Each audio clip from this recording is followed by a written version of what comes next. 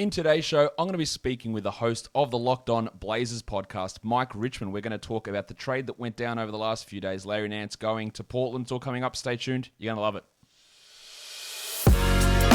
You are Locked On NBA, your daily NBA podcast. Part of the Locked On Podcast Network, your team every day. All right, and here we are, ready to go to speak with Mike. But before we do speak to Mike, I've got to tell you about today's sponsor, and that is SweatBlock. If you have that problem of excessive sweating, and we all know someone, whether it's ourselves or someone in our life, that has that problem, and it can be really embarrassing. SweatBlock is the product that you need. This is doctor-created and doctor-recommended. It is a product to help stop hyperhidrosis. It's a medical problem, folks. Nothing to be embarrassed about. These are, the thing we're going to look at here is the SweatBlock wipes, because what you do, you go home, finish your day at work, get ready for bed, wipe your pits. Put those wipes under your arms, go to bed, have a snooze, think about whatever you want to think about, get up the next morning, have a wash, tootle off to work, and you're good to go. It protects you for up to 7 days. Maybe you have to put it on twice a week, but these are the strongest type clinical antiperspirants that you can get. It's been tested on firefighters on the Rachel Ray show, and do anyone work in a hotter and more stressful environment than firefighters? Probably not. And if it's covering them, it's going to cover you. So you can get these 20% off now as well. Sweatblock.com. Use the promo code LOCKEDON at sweatblock.com to get 20% off their products. It's also available at Amazon. You can find it at CVS as well. But if you can save 20% off, why don't you do that? Use our promo code LOCKEDON at sweatblock.com. Blazers fans might have been sweating this offseason with Damian Lillard, perhaps a little bit concerned with some of the direction of the front office and Neil Olshey and the roster and building towards a championship. And, the first couple of weeks of the offseason with Cody Zeller and Ben McLemore and Tony Snell, I don't really think would have got it done for Damian. But Mike Richman of Locked On Blazers is here to talk to me about the moves that did go, or the move that did go down over the last couple of days, and that is bringing in Larry Nance. Is this a move that will appease Damian Lillard? It depends on what you mean, Josh. I think the Blazers had a pretty good offseason. People are really critical, and prior to the Larry Nance thing, I think they had not had one. But all told, getting Cody Zeller on a minimum deal, and this trade that they made, just a lottery protected first round pick, Derek Jones for Larry Nance, this is a good offseason. I don't want to be too harsh on them, but was it a good enough offseason to push them over the top, to make them a contender? I don't know. I think Larry Nance makes them better. I think he helps. I think he solidifies a top 7 rotation of pretty decent basketball players. But does he take them from being a pretty good basketball team to something more? I'm not quite sure. Yeah, that's the thing. There's no doubt that it's an improvement, especially defensively, when you're running Anthony Simons, Enes Kanter, and Carmelo Anthony as your bench players throughout the playoffs last year, and none of them can defend anything. You're getting Larry Nance in, who's a very good defender. He's also a pretty good passer as well, probably the best passer out of those 3 guys that were running that bench unit last year as well. It's a significant upgrade. But yeah, he's a guy that has had significant trouble staying healthy with knee problems, thumb issues, back problems throughout his career. And that is something that he needs to shake. He's not particularly young. He's not old, but I guess he fits in the timeline with Nurkic and Lillard and McCollum there as well. Do you think that Nance is going to be someone that they slot in and start and put Norman Powell back into that bench role that he played so well in Toronto, sliding Robert Covington down to the 3 and putting those really good defenders in the front court? Or will he just be that guy that plays backup 4, backup 5, plays along Covington at times when they go super big in that 3-4 lineup coming off the bench? I do not think he starts. I think the Blazers are really committed to the Dame, CJ, Norm, Robert Covington, and Yusuf Nurkic starting lineup. The front office has been pimping that out all offseason as one of the elite starting groups in the league, which the numbers say they are, but we all watched the playoffs, Josh. We know how it ended. So, I think that's the starting group. I think Nance is your backup 4. I think hopefully they'll play him in some small lineups with him and Covington as your 4-5, and hopefully we see some jumbo lineups too with him at the 3. I know he played a little bit of 3 last year with the Cavs. Not where I would deploy him, but worth taking a look at. I just didn't see how many plus defenders you can get on the floor next to Dame and CJ.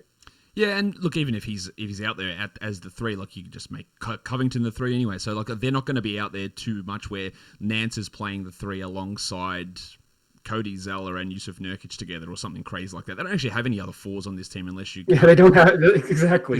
He's the only power forward on the whole roster, so it's his spot to play. Yeah, unless you're counting Nasir Little, which I don't think you really are. As a 4, he's more of a 3-4 combo like Covington and like so many of these guys who have been filling in that position.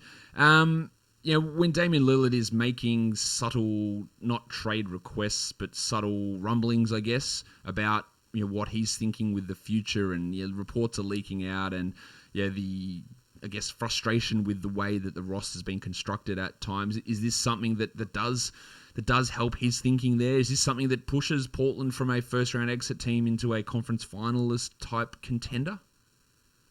I don't think you could say. I mean, I think it puts them in the conversation. I have trouble sitting here now and saying like this is adding, the upgrade from Carmelo Anthony to Larry Nance Jr. is the difference in winning whatever it was, 6 more playoff games. That seems unlikely. That seems like maybe too much to heap on Larry Nance, even though I'm a big fan of his game. I think it puts them in the convo. This is a weird year, depending on Jamal Murray's health and Kawhi Leonard's health and what happens with the Lakers with a aging and somewhat injury-prone roster. Like, there could be an opening for a team like Portland to make a push, but that would be quite a surprise. So I think it makes the Blazers better, and I think making the Blazers better helps Dame's future with the franchise. But this was not the sort of foundation shaking, all in, go for it move. This was a solid offseason piece that makes the Blazers a little bit more competitive. And the question is, what does a little bit more competitive feel like when we get to May? Yeah, it's exactly right. Now, I think any time that you're in a situation with a guy who's on the older side of his career, like Damian Lillard, not that he's old, but he's 30, 31, whatever age he is, he's not 24. Let's put it that way. And you come in and you trade a future first round pick away. I think that does tend to help with those players in that they're like, well, you're not worrying about the future. You're trying to do something for now, regardless of if it's getting in Larry Nance or if it's a foundational type move. Like, you are fine with sacrificing a future asset to get someone in to help now, and I think that does help that thought process with players. Now, of course, this trade was part of a 3-way deal with Cleveland, which Cleveland bringing in someone like Larry Markkinen, which we're going to talk about with the Locked On Cavs host later on. Bringing in Larry Markkinen makes the future of Kevin Love maybe a little bit more cloudy there in Cleveland. Kevin Love, of course, everybody knows he is from the Portland area. Is there any interest in them looking to perhaps make another move for a Cavs forward? I think typically the Kevin Love rumors have been people who are neither Kevin Love nor the Trailblazers saying, like, what a wonderful marriage this would be. But I think Kevin has openly said, I believe it was on the Chris Haynes podcast, that like he would fancy a chance to return to Portland. It would be meaningful to him. The Blazers are going to go into the season with just 14 players on the roster. They are going to utilize the F word, and that's flexibility. I would probably use another word, and that is being cheap. But it's they're going to keep a spot open. Yeah, and they do it all the time. They always do that. Who knows? Who knows what happens? Whether Cleveland's going to buy out $60 million worth of Kevin Love's contract. Probably unlikely, but there is things that can happen throughout the season. It is interesting to see how this all pans out because, as you mentioned, the Western Conference is very weird. There are injuries to high-seeded teams with Kawhi and Jamal Murray. There's the Lakers. There's that unknown. Anyone could sneak in. We saw it happen in the Eastern Conference last year. We saw it happen with Portland 2-3 years ago to sneak into the Western Conference Finals. And we're going to have it covered for everybody about the Portland side of things over on Locked On Blazers with Mike throughout the season. Mike, thanks for coming on Locked On NBA with me. Josh, thanks so much for having me.